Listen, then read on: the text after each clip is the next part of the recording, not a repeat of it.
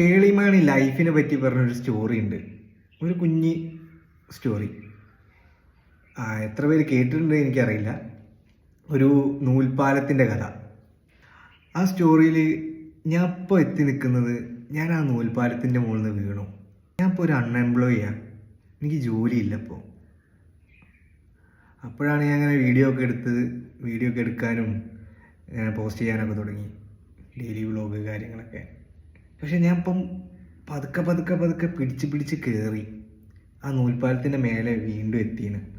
ആ കഥയിൽ പറയും പോലെ ഞാൻ ഇപ്പോൾ സ്റ്റിൽ നൂൽപ്പാലത്തിൻ്റെ മേലെ എത്തി. അപ്പോൾ അതിൽ പറയുന്നുണ്ട്, പുള്ളിക്കാരി പറയുന്നുണ്ട്, നമ്മൾ മുന്നോട്ട് പോവുക. ഞാൻ പതുക്കെ നടക്കാൻ തുടങ്ങിയതിൽ വീണ്ടും. അപ്പോൾ നടന്നുകൊണ്ട് നിൽക്കുമ്പോൾ ചെറിയ ഇളക്കങ്ങളൊക്കെ ഇങ്ങനെ വരാൻ തുടങ്ങി. നമ്മളോട് ചോദ്യങ്ങൾ വരാൻ തുടങ്ങി. എവിടെ നോക്കിയില്ലേ? എന്താ കുറേ കാലമായല്ലോ, ജോലിയൊന്നും ശരിയായില്ലല്ലേ? അയ്യോ, ആ ജോലി പോയില്ലേ? വേറെ കിട്ടിയോ? എന്താ അടുത്ത പ്ലാൻ? അങ്ങനത്തെ 100,000 ചോദ്യങ്ങൾ. ആ ചോദ്യങ്ങൾ എന്ന് പറഞ്ഞാൽ എനിക്ക് റിലേറ്റ് ചെയ്യാൻ കഴിയുന്നത്, അതിൻ്റെ അകത്ത് പുള്ളിക്കാരി വളരെ മനോഹരമായിട്ടൊരു വാക്ക് പറയുന്നുണ്ട്.